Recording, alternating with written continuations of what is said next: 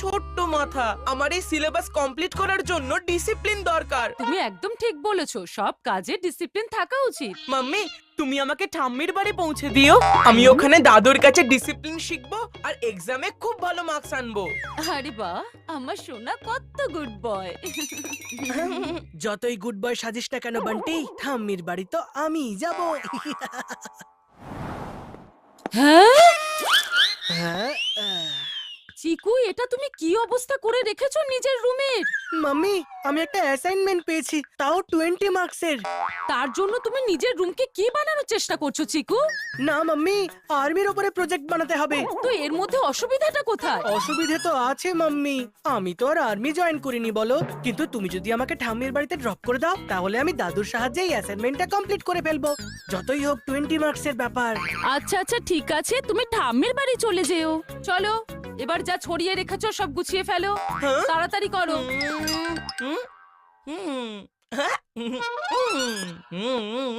Mummy, market থেকে দিদার বাড়ি অনেক দূরে, তাই না? হ্যাঁ সেটা তো ঠিকই। তুমি চিকুকে দিদার বাড়ি পৌঁছে দিচ্ছ না কেন? ও তো বড়, ও সাইকেল করে দিদার সমস্ত জিনিস এনে দিদাকে হেল্প করতে পারবে। হ্যাঁ, আরে হ্যাঁ, এটা তো ভালো আইডিয়া দিয়েছো। চিকু, তুমি দিদার বাড়িতে গিয়ে অ্যাসাইনমেন্ট কমপ্লিট করে নিও।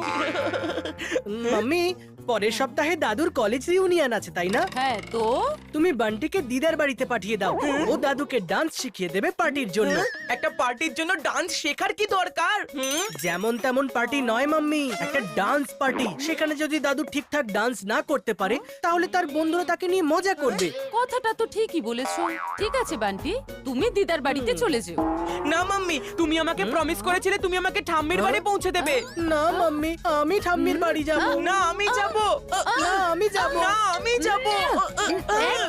এক মিনিট, তোমরা দুজন ঠাম্মির বাড়িতেই কেন যেতে চাইছো? দিদার বাড়িতে যেতে প্রবলেমটা কোথায়? ওই ডিসিপ্লিন। আমার অ্যাসাইনমেন্ট। দেখো, যাবে তো দুজনের মধ্যে একজন।